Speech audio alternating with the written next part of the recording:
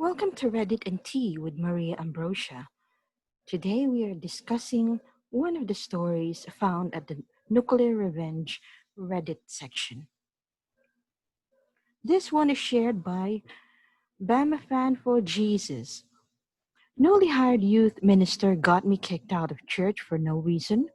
I found out he had been screwing a deacon's wife and I helped the deacon ruin his life. I posted this on r/pro revenge and lots of people liked it. Over 15K upvotes. So I thought I'd share it here with you. Enjoy. Too long didn't read. Church youth ministers spread false rumors about me and got me kicked out of the church I had attended my whole life for no reason other than pure meanness. I found a guy who hated him even more than I did, and I gave the guy information that he used to do a very artful and thorough job of completely ruining the youth minister's life. Youth minister got fired and blacklisted, couldn't find another job. By chance, I saw him several years later, working a crappy job. Sweet. About 6 to 7 years ago, I was a ministerial student at a conservative Christian college. I had attended the same Bible believing church since I was a small child. It was large, about 1,000 members, but not a megachurch. This church had been an enormous part of my life for as long as I could remember. I played piano for youth choir, preached at the children's church service, which was held in the church's chapel at the time as the adult service, drove the church bus to pick up unchurched children, etc., and ad infinitum. I did this all for free, not even getting reimbursed for expenses. During my senior year in college, we got a new Minister of Music, Education, and Youth. This guy was as charming as an ice cream sundae with razor blades in it. I'll call him Mr. Charming. All of the deacons and their wives thought he walked on water. He was an authoritarian a-hole. In his first meeting with the church youth group, he announced that he had been hired to straighten out the youth group. One of his favorite sayings was, "When I tell my disciples jump, the only questions they get to ask are how high and how far." The adults loved him and the youth hated him. Within a few weeks, half of the high school and college students, that is, all of those without parents in the church, had quit coming to church. Most youth directors would have gotten into trouble over this, but he had the audacity to proclaim in front of the entire congregation in the Sunday morning worship service that he had eliminated all of the thorny ground from the youth group, a reference to the parable of the sower in the Bible. And the pastor and all of the deacons loved him for it. He didn't waste any time going after what he really wanted, the pastor's job. The pastor, whom I'd call Pastor T, was about 60 years old. Within a few weeks of Mr. Charming's arrival, rumors started circulating about Pastor T's health. He was an avid runner and cyclist, and that he just didn't seem to be as mentally sharp as he used to be. He frequently quoted long Bible passages from the pulpit, entirely from memory, without misstating a single word, sometimes in Greek or Hebrew. Worst of all, however, was the accusation that Pastor T was really too liberal for the church. In my denomination, it is the kiss of death to even be suspected of being a liberal. None of these accusations made any sense, but people kept talking about them. I have no idea why Pastor T didn't find out.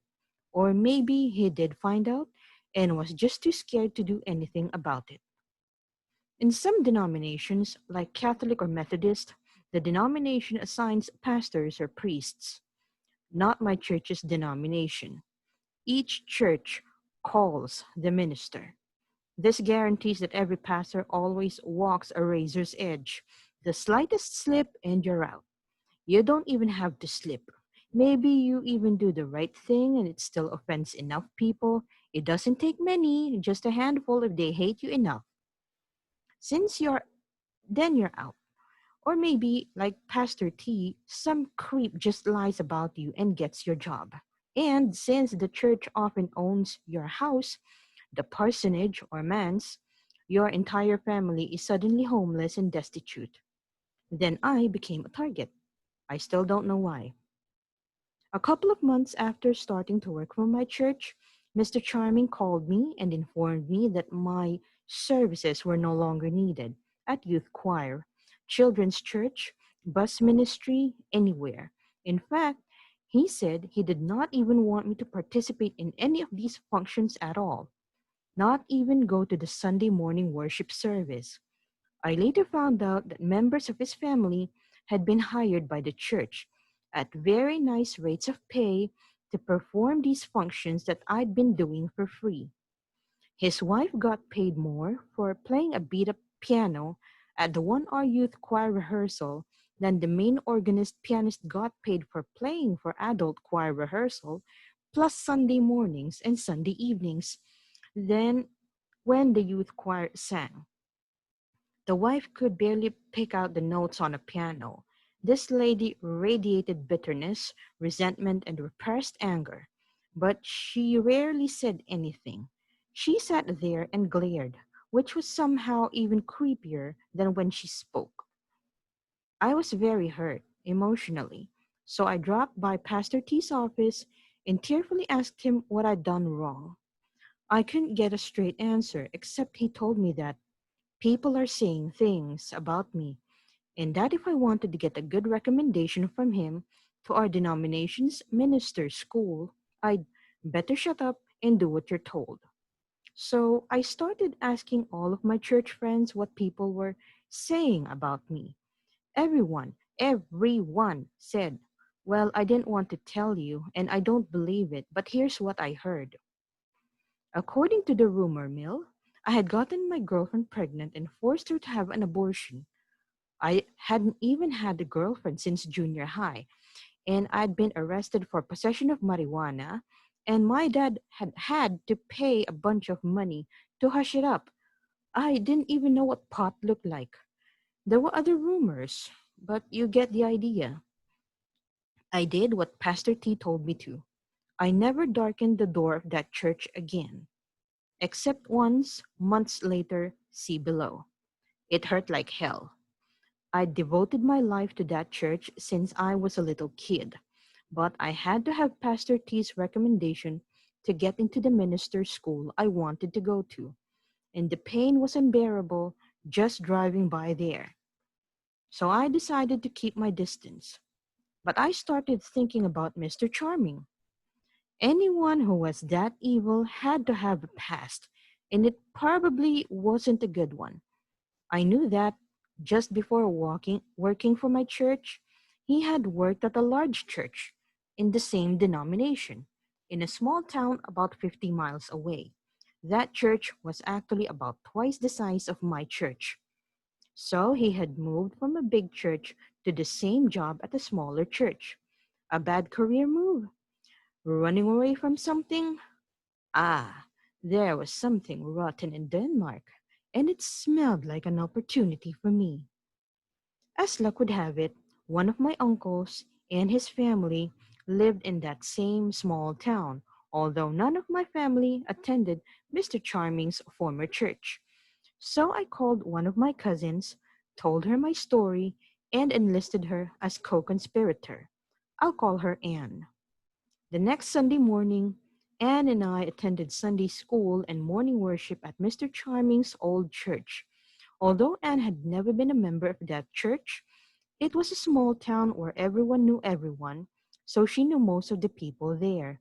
She started asking about Mr. Charming and got an earful. Every one of her friends said that Mr. Charming was a world-class creep. He would flirt with and even make suggestive comments to all of the girls in the youth group, even those in junior high. He was 40 plus years old and had a wife and 3 children of his own. And then there was the touching. Never anything obvious or illegal. But he loved to put his hands all over the young ladies whenever the parents weren't around. But just like at my former church, The adults loved him because he kept the youth in line. Our investigation went on for several weeks. I kept a low profile so as not to arouse suspicion. Mostly, I just stood around, ate donuts, drank coffee, and talked about football. Anne did most of the work because she knew so many people, and it was perfectly natural for her to attend this church in her hometown, even if it was not the church she usually attended. After church was over, we would go over to her house, have a delicious Sunday lunch cooked by my aunt, and then write down everything we had learned. By then, Anne's whole family were in on my investigation. They were as angry as I was about the way I'd been treated, and our weekly report made interesting lunchtime conversation. Within a few weeks, I was sure that all I had to do was to drive a few of these young ladies and their parents, friends of my aunt and uncle, down to my old church, let them tell their stories, the parents of a few girls in the youth camp, and Mr. Charming would become Mr. Unemployed. But it kept getting better and better. So Anne and I kept digging. And I really wanted to keep a low profile if I could, because I didn't want to piss off Pastor T any more than I had to. He knew a lot of people in the denomination, and he could easily ruin my ministerial career before it even started. Finally, after a month or so, Anne grabbed me by the sleeve and said, "You've got to hear this." She introduced me to a well dressed, very large guy, maybe 30 to 35 years old. I'll call him Fred. We slipped off into a Sunday school room where we would not be overheard. It turned out that Mr. Charming had had a multi year affair with Fred's wife.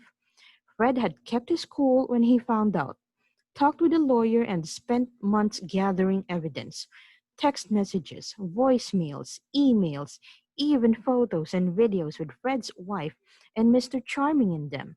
Apparently, Mr. Charming got stimulated by watching videos of himself doing the wild thing with Fred's wife.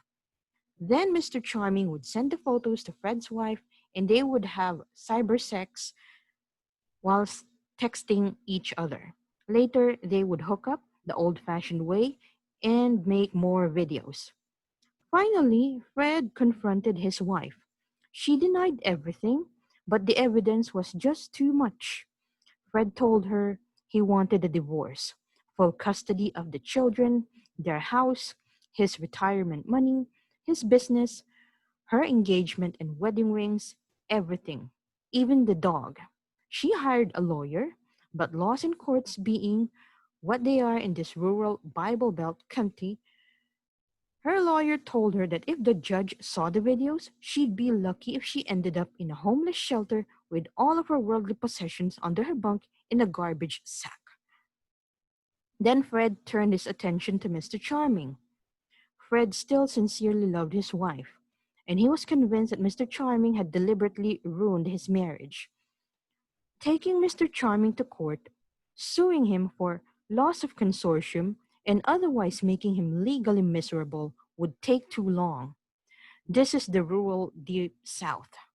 Many people around here prefer a more direct approach. In rural counties, the police and any jury of your peers will probably include people who have known you since kindergarten. So, if you have good reasons for your actions and you aren't too stupid about it, there are things that you can do. Fred scheduled an appointment with Mr. Charming in his church office, who did not suspect a thing because Fred was a deacon and his children were in the church youth group. Remember that I said Fred was big, 6 foot 6 inches at least, 300 pounds, and if there was an inch of fat on him, he hid it well. He looked like he could pull up a 100-foot oak tree by the roots without breaking a sweat. Fred told me that he brought several friends with him, and of course, the videos. One friend blocked the door, another unplugged the phone, a third one stood behind Mr. Charming and encouraged him to stay seated in his chair. Fred made Mr. Charming watch about 10 minutes of one of the videos, then calmly said, I'm going to stand here and watch you pack up your stuff. Then you're going to walk out of this building and never show your effing ass in this town again. Or we'll be back. Mr. Charming did as he was told. A month later, he had a new job at another church, my old church, and started ruining another whole set of lives, including mine. Fred actually did not know where Mr. Charming had gone. He had been led to believe that Mr. Charming had moved out of state. He was surprised, gratified, and angered to learn that this scumbag was only 50 miles away. This had all happened just a few months before. Fred was still deeply in love with his wife. They were getting counseling, and he hoped that they could save his marriage. But his hatred of Mr. Charming is still fulminating, and had been reignited by my telling him that Mr. Charming was living and working less than an hour away from his wife. Like Mount St. Helens a few minutes before the explosion, he presented such a face of restrained rage and vindictiveness that it scared me, and I wasn't even the one he was mad at.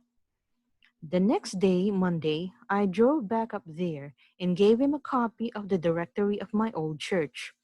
It had home addresses, phone numbers, and email addresses for pretty much every member of the church. I showed him the pages that listed all of the deacons and other church leaders, and I marked some of the church's major financial donors. I explained my situation with Pastor T and asked that my name not be mentioned. No problem, he said. The next Sunday, I could not resist visiting my old church just to see how things were going.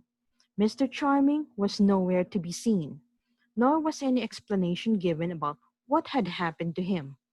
One weird thing, though, Pastor T looked scared less.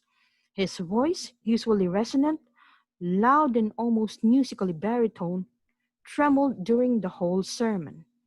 I slipped in just before the service started and made a point of sitting in the very front row center pew. The look on his face when he saw me was worth all of my trouble. I didn't know it at that time, but Fred had gotten right to work and done a very thorough job. The whole church had gotten multiple anonymous emails with photos and videos of Mr. Charming and Fred's wife in various, well, compromising positions and states of undress. Deacons and major donors got emails plus express mail packages just for good measure. Mr. Charming and Pastor T had been left out. They didn't know anything until the phone calls started pouring in. After the worship service, it did not take long for my church friends to figure out why I was there. It was very gratifying. I was something of a hero, although I kept swearing that I had no idea what they were talking about. Things continued to blow up in my former church for months afterwards.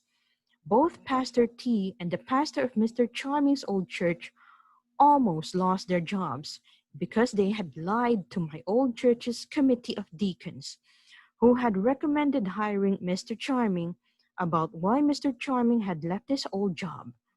But somehow they managed to stay in the pulpits at their churches, although a lot of church members left my former church, which caused some financial problems.